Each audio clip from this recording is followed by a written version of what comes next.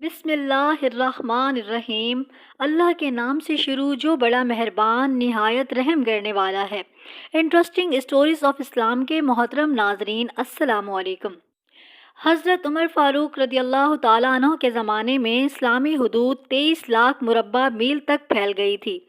حضرت عمر جو تخت حکومت پر بیٹھتے تھے، ان کا تخت کوئی سونے یا چاندی کا نہیں تھا، بلکہ مسجد نبوی کی چٹائی تھی، اور وہیں بیٹھ کر آپ لوگوں کی باتیں سنتے اور ان کی پریشانی سنتے۔ اور جب رات ہوتی تو آپ بھیس بدل کر مدینے کی گلیوں میں گشت کرتے تھے۔ ایک رات جب حضرت عمر رضی اللہ تعالیٰ عنہ اپنے ایک غلام کے ساتھ حرہ واقم کی طرف نکلے، اور جب وہ سرار پہنچے تو ایک جگہ آگ جلتی ہوئی دیکھی۔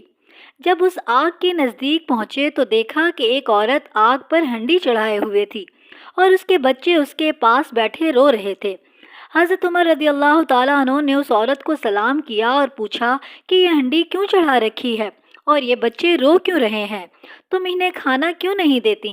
اس عورت نے جواب میں کہا، یہ میرے بچے بھوک سے رو رہے ہیں، 3 دن سے ہمارے یہاں کھانے کو کچھ نہیں ہے۔ روزانہ بچے روتے ہیں اور میں روزانہ ہنڈیا کے اندر پتھر ڈال کر نیچے سے آگ دے دیتی ہوں، پھر بچے انتظار کر کر کے سو جاتے ہیں۔ کم بخت وہ آج سو بھی نہیں رہے، اور وہ پتھر کیا پکیں گے، اور میں اس عمر کی جان کو رو رہی ہوں۔ اللہ ہمارے اور اس عمر کے بیچ فیصلہ کرے۔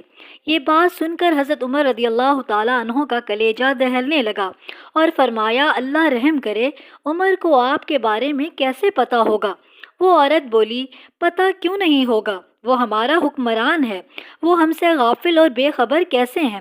یہ سن کر حضرت عمر فاروق رضی اللہ تعالیٰ عنہ اور ان کا غلام فوراً واپس پلٹے اور بیت المال اور اناج کے گودام میں آئے۔ وہاں سے انہوں نے آٹے کی ایک بوری لی، اس میں گھی، کھجور اور کچھ درہم اور کچھ کپڑے رکھے، یہاں تک کہ بوری پوری طرح سے بھر گئی، اور اپنے غلام سے فرمایا کہ یہ بوری میری پیٹھ پر لاد دو۔ اس بات پر اس غلام نے عرض کیا، حضور اعلیٰ، یہ کام تو میرا ہے، یہ بوری میں اٹھاؤں گا۔ حضرت عمر کی آنکھوں میں آنسو آ گئے اور فرمایا، قیامت کے دن میرا بوجھ تم اٹھاؤ گے کیا؟ یہ عمر کا بوجھ ہے، عمر کو ہی اٹھانے دو۔ یہ بات سن کر اس معزز غلام نے بوری اٹھا کر آپ کی پیٹھ پر ڈال دی، اور وہ اس عورت کے گھر جاتے ہیں اور دستک دیتے ہیں۔ جب وہ انہیں دیکھتی ہے تو ان کی جان میں جان آ جاتی ہے، اور آپ نے فرمایا، اب جلدی جلدی آٹا گوندو۔ اور تب حضرت عمر رضی اللہ تعالیٰ عنہ فوراً سبزی کاٹنے لگ جاتے ہیں، اور چولہے پر سبزی پکانے رکھ دی جاتی ہے، اور جب جب آگ بجھنے لگتی ہے تب حضرت عمر جھک جھک کر چولہے کے اندر پھونکے مارتے ہیں، اور جب کھانا تیار ہو جاتا ہے تو سب کھانا کھا لیتے ہیں۔ تو حضرت عمر رضی اللہ تعالیٰ عنہ بچوں کو خوش کرنے کے لیے ان کے ساتھ کھیلتے ہیں اور بچوں کو ہنساتے ہیں۔